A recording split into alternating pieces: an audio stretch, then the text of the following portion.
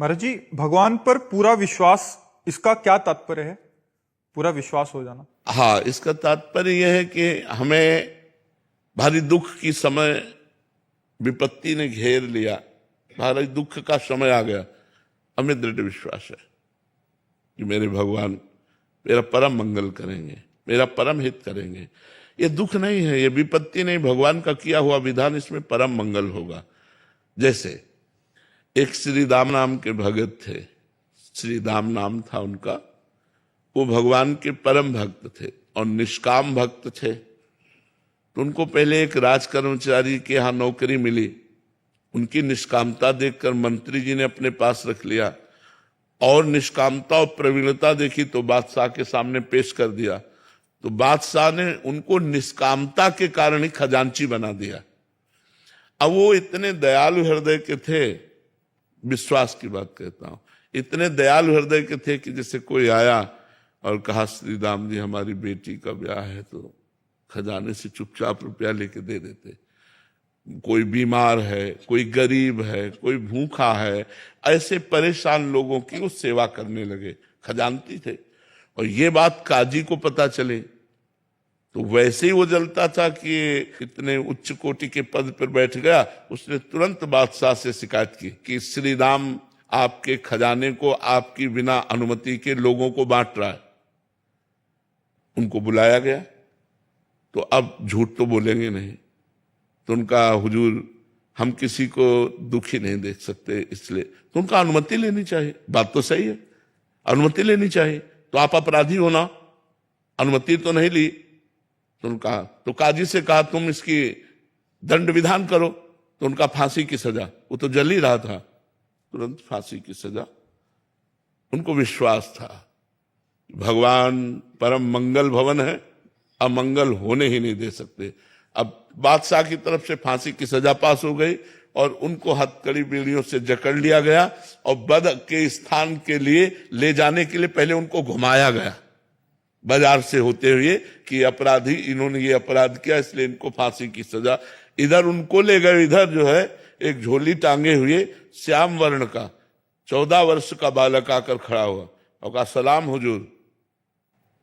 देखा तो देखते ही आश्चर्यचकित हो गए, इतना सुंदर रूप।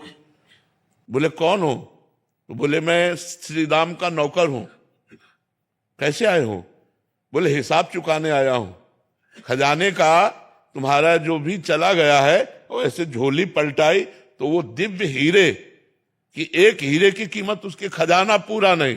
कहा ये सब रख लो और तुरंत मेरे मालिक को छोड़ दो। उसके होश खराब हो गए, नौकर में इतनी सामर्थ। अब वो तुम्हारा नाम क्या है? उन्होंने कहा बिट्ठू। और इधर उनसे पूछा गया कि अब आखिरी तुम्हारी इच्छा क्या है? तो महाराष्ट्र में विट्ठल भगवान है, उनके वो सेवक थे, तो उनका एक बार केवल झांकी करवा दो। इधर हिसाब किताब, उधर कह रहे एक बार झांकी करा दो। तो विट्ठल भगवान के पास गए और कहा राजी हो? इतने में घोड़े से दौड़ते हुए वो आदमी आए राज की और कहा श्री राम को मुक्त कर दिया जाए। और बादशाह ने तुरंत बुलाया है। तो बादशाह ने बुलाया और कहा कि वो तुम्हारा नौकर वो हीरे डालकर पता नहीं कहां चला गया, मैं दोबारा देखना चाहता हूं, एक बार उसका दीदार करना चाहता हूं। तुम इतने धनी थे, हमें क्या पता कि हम तुम्हारे गुलाम बन सकते हैं। ऐसे हीरे तुम्हारे पास हैं, तुम्हारा नौकर लेकर के आया, तुम पहले क्यों नहीं बताया? तो उनका हुजूर हम आपके ही नौकर हैं, हमारा कोई नौकर नहीं है, आप विश्वास मान। बोले कैसे विश्वास मान? वो कह के गया। बोले क्या नाम बताया? बोले बिट्ठू। अरे बोले महाराज वो हमारे विट्ठल भगवान है, वो हमारे इष्ट है, वो इसलिए तो वो रो पड़ा। उसने कहा एक बार दीदार करा दो। बोले हमारी सामर्थ्य नहीं, वो स्वतंत्र है, अगर वो चाहे तो दर्शन दे सकते। मैं तो विश्वास कि जो मैं धर्म का कार्य कर रहा हूं, भले फांसी मिली है लेकिन भगवान मेरी रक्षा करेगा। तो भगवान ने रक्षा की कि नहीं?